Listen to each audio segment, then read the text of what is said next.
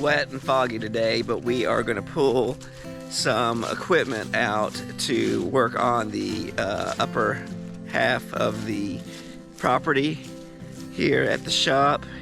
We've cut some trees down, but we need to get rid of the branches, so let's check out what we got. Among all the weeds, there's a wood chipper that's buried underneath there, so it hasn't been used in probably 5 or 6 years, but let's get it out so that we can chip some of the trees that we've already cut down.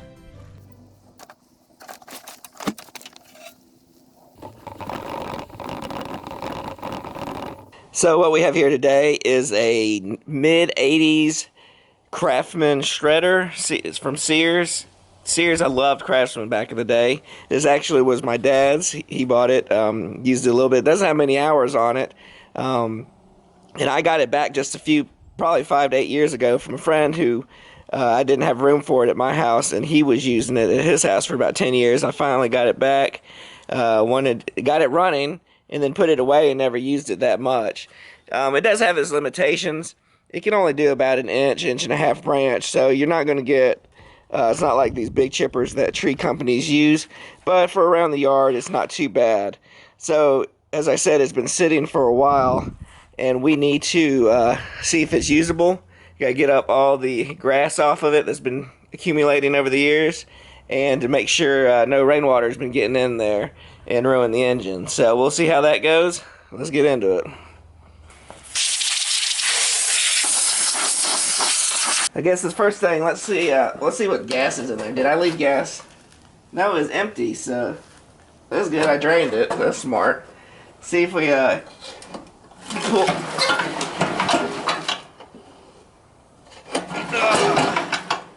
It's got water in there. Water's been collecting in the chute where it grinds it up.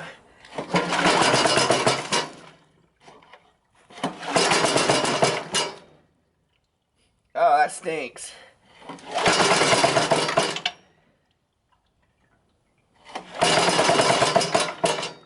At least the motor's not locked up. The recoil's not going back in when I pull it. Or very slowly, at least. So we might have to see what's up with that.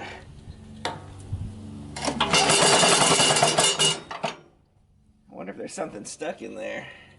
So here's where the you put the there's a stick in there, that's why.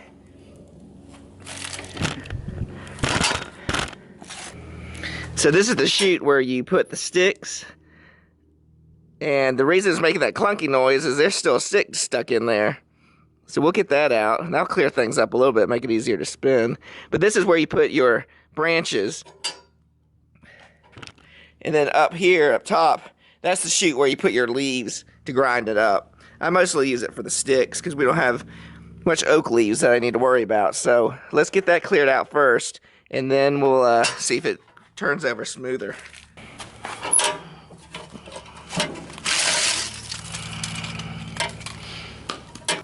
That should do it. I don't know how the blades look. Let's see if we can see the blades while we turn this thing. There's still a lot of water in there. Let's dump that out, but it at least it's turning over easier.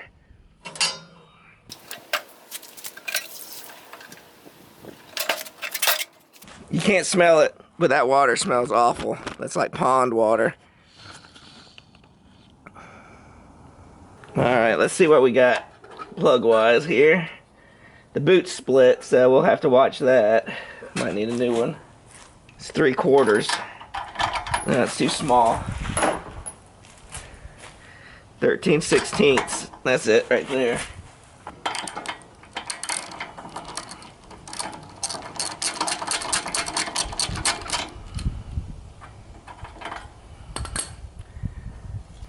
Doesn't look too bad. I don't think there's a lot of rust in there. We're going to go ahead and put some oil down.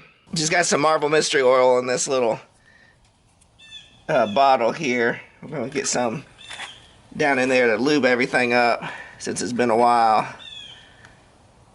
but it looks pretty dry in there.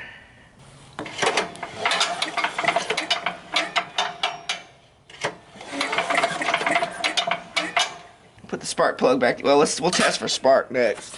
All right, I'm gonna pull a few times. You watch for spark right here. I don't know if you can see it, but it's got a good spark.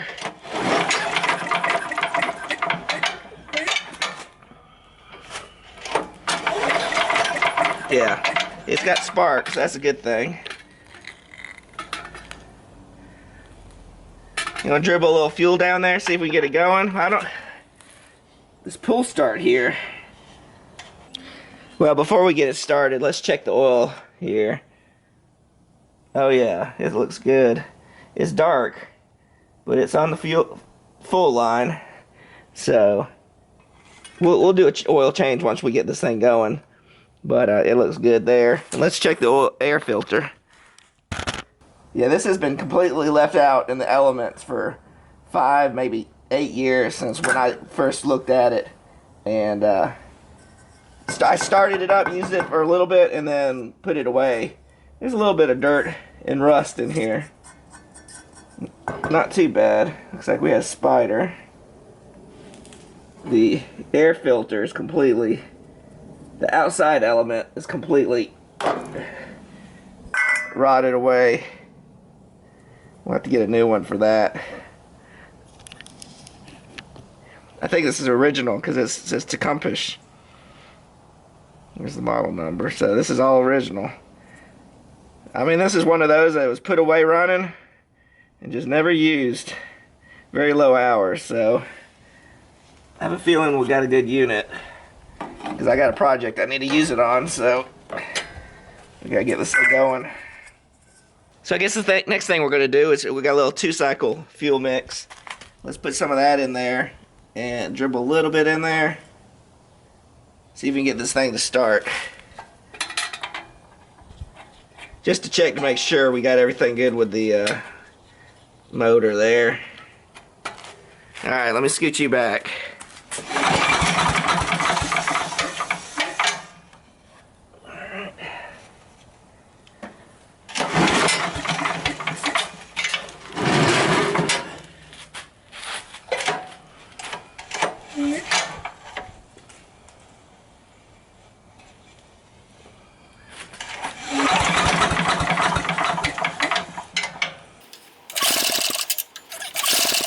And open the choke up a little bit. See if that helps.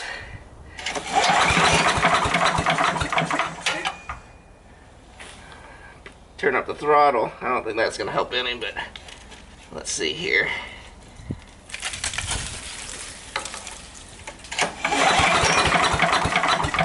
Open the choke up some more. I think we're 3/4 of the way.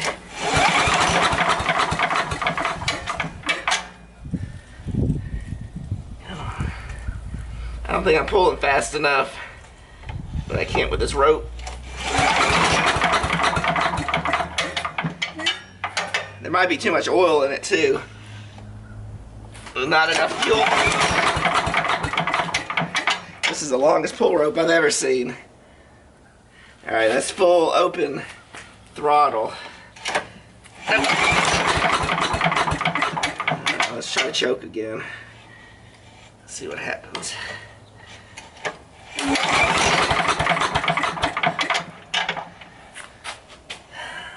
I'll put a little bit more fuel down in there. I think I might have put too much oil, so maybe that's what's holding us up.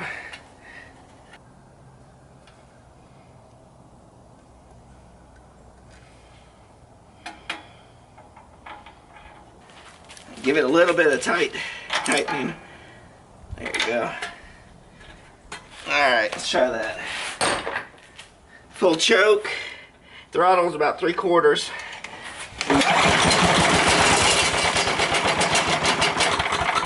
I'm happy with that. There you go, we get it all off. That sounded really healthy to me, but I think I'm going to work on the carb, and let's take a look at this pull start. I don't know why it's not coiling back, so it's probably the spring or something's weak, but that's probably our next 2 things. We'll check all that out, and that'll be the next steps. So it's been a couple weeks. Before it was rainy, now it's just cold. Let's get back into it. Let's get this thing started up. I got a bunch of trees I want to try to clean up. Right now, I think we left it at, we were going to pull the bowl so that we can see what it looks like. Alright, we got our 13 mil.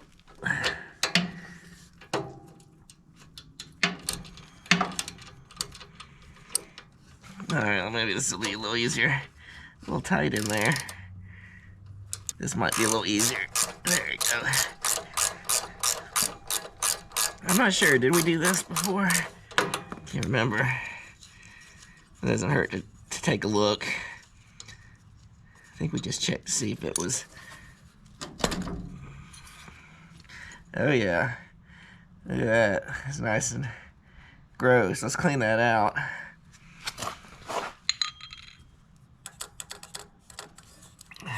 Had a little bit of fuel in there, huh? Let's just spray it. Spray and pray. Got a little carb cleaner here.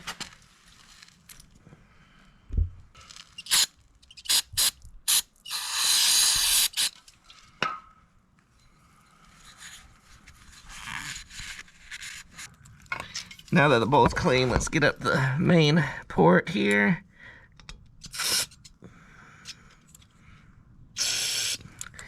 And then let's see if we can get up to the needle without having to take anything apart. I don't know if we can or not. We'll just give it a good spray.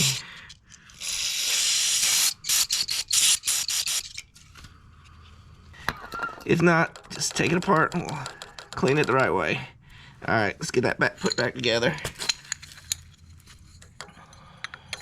And don't forget your O-ring mine got stuck to the bottom there. Don't forget that or you'll have a leaky carb.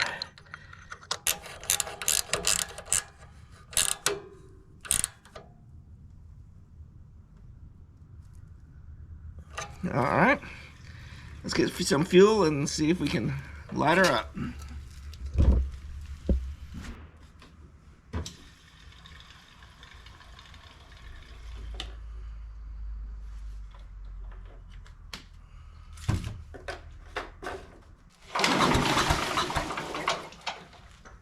It's full of water.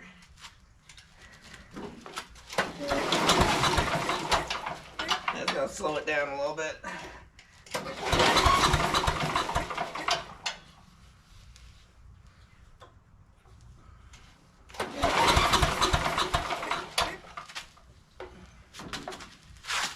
Oh, this has a shut off. Let's see here. It has a shut off. I don't know if that was off or on. Let's pump it up.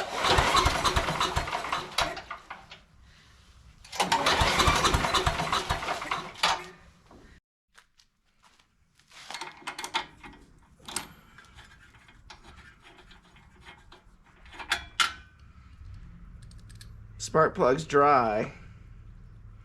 I just don't know if we've gotten fuel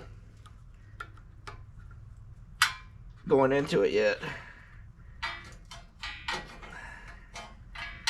Let's see here. Let's give that a try here. I thought we tested this already. The boot split. Let's see what we got right here. So you're looking right there.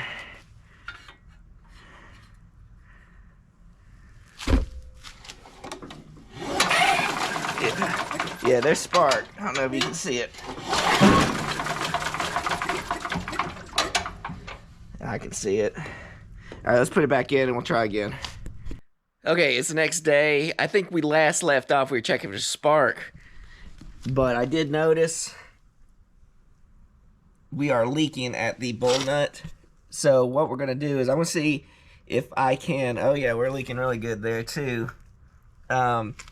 If we can put a O-ring on there and see if that can fix it. But if it's coming out here, I think the carb float is the problem. So let's get that shut off and taken apart. So I think we got two issues going on. Why is the float not floating? And this bowl nut is not, the washer we have for it's not good. And I don't have a rebuild kit for it. So we'll just have to see if an O-ring will work for it. I don't know if it's going to be wide enough. That could be why. There's just all kinds of junk in the fuel, so it's probably got crap all in it. It's dirty. Dirty. So let's turn it on. Let's see if we can clear some of that out.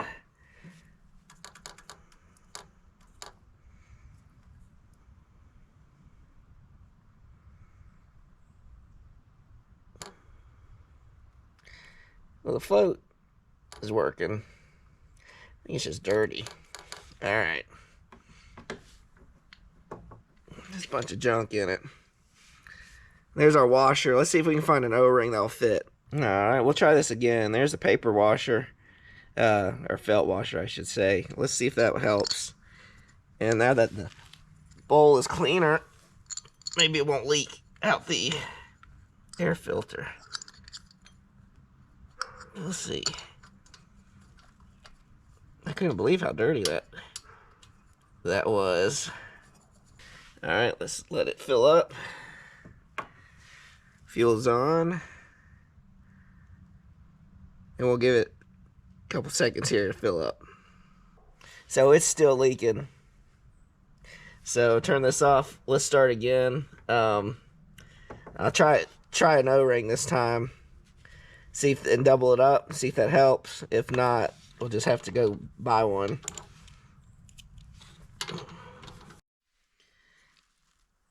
So I decided to double up the felt washer. I don't think that's going to work either. We're just going to have to find a new one. The right one, I should say. And, but we'll give it a try here. Let's make sure this is lined up correctly. There's a little indent at the bottom of the bowl where the float can sit nicely. So I'm trying to line up here.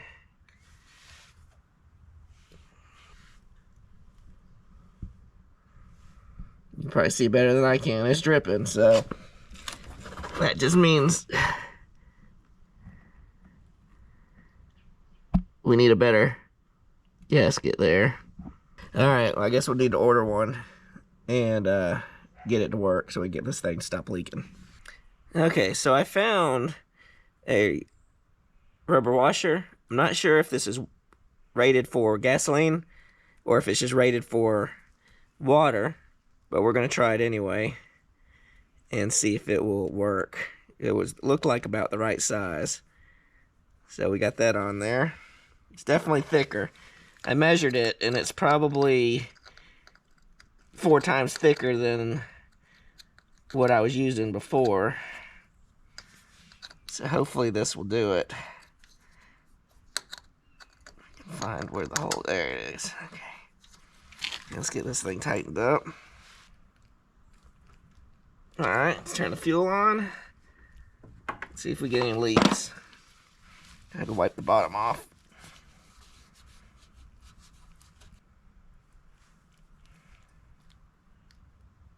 No, we're leaking really good. Alright, that didn't work either. So we need to find the right gasket to fit down there. Alright, off to Amazon. So the last we left, we were still having leaks with our carb. And over the weekend, I built this carb testing jig. We ended up calling it the Carb-o-Matic. And if you want to see the full video on what we did to get the carb working again, you can check out our previous video where we go all through this. But the quick and the short of it, it's basically this is a carb testing machine. Put the carb here, hook it up to a fuel line here, a fuel cell, fuel line, and then you could do your test of the carb. And it's good if you do a rebuild, you can test it to make sure it's not leaking. In this case, we were leaking down here at the bowl nut, and what we had to do to fix that was we used a thicker gasket and gasket sealer. So that we tried it before, but I don't think, for some reason, it didn't take. This time it took, and we didn't have any issues with it.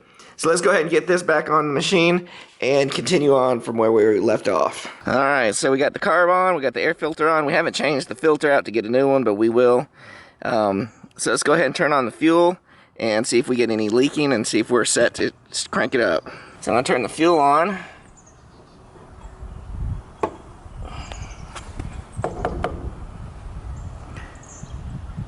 I was really glad to make the Carb-o-Matic to test carbs. It was much easier to do it on the bench than it is to try to do it in the field. I think we are good.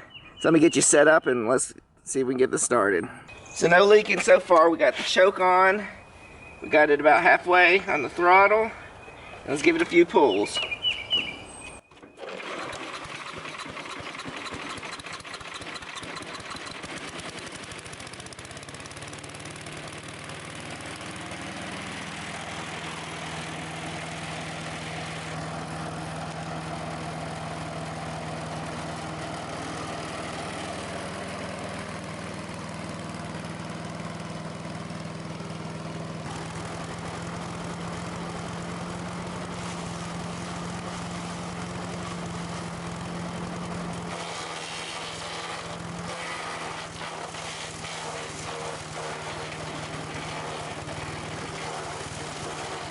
Well, I'd say that was a success. We got the carb issue fixed. It's not leaking anymore, and it runs great. Probably needs to be fine-tuned a little bit, but while we had it warmed up, let's go ahead and do the oil change on it so we can get it ready for production.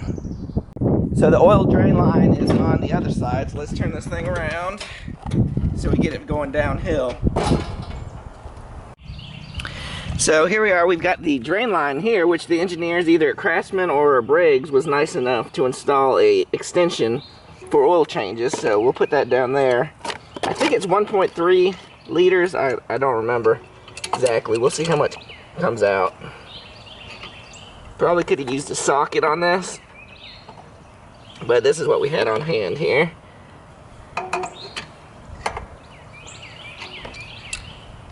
So the engine's a little bit warmed.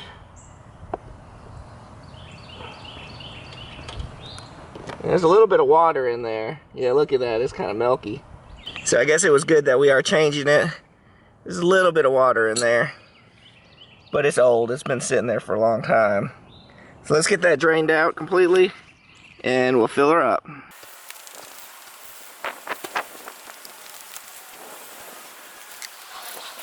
Alright, so we're getting to the tail end of it. That's probably good. I got most of it out. Let's get the cap back on. So that might not be a quart. I think maybe it's 0.7 of a quart. I can't remember what the instructions had. I might be confusing it with another project I'm working on. But that to me looks like half, maybe 0.7 of a quart. So we'll try that first and see how that works. From the fill drain line up here, the fill is up top, right up there. You see it? Let's get you a little higher. There's the drain. So I'm just going to work on adding it and getting it to the right level. You don't have to sit through all that, but I just wanted to show you where it is. I'm using SA30. Only the best that Walmart can provide, not a sponsor, Super Tech, so we'll add that in there and we'll get it going.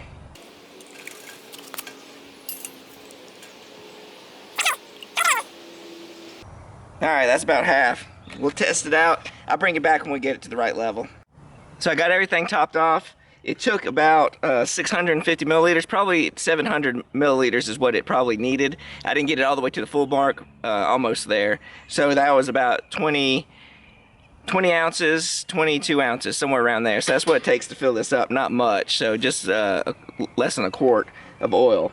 So I did turn this around and I lifted it up because we are kind of on an incline just to make it level.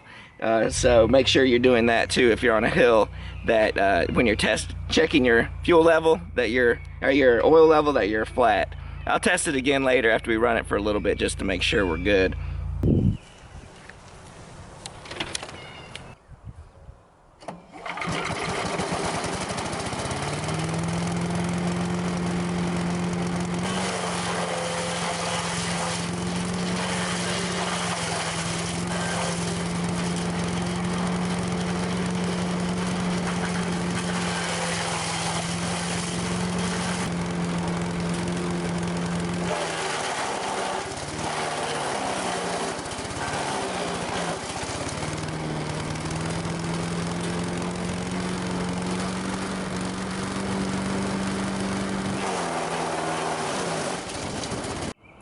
So the Craftsman 9 horsepower chipper and shredder does pretty good after 20, well, I'm sorry, this is in the late 80s. So it's about 30 years old and it's still running strong.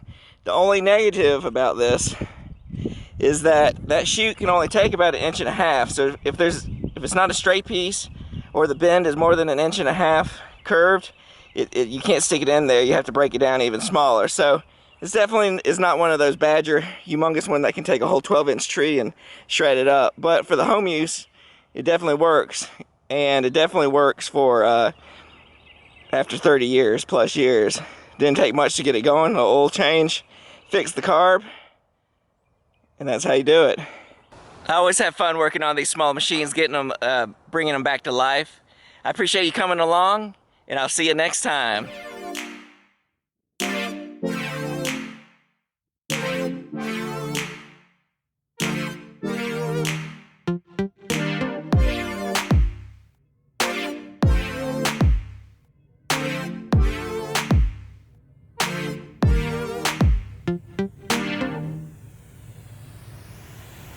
And if you'd like to see more videos like the one that you just saw, you can check here and here. And remember the ABCs of making.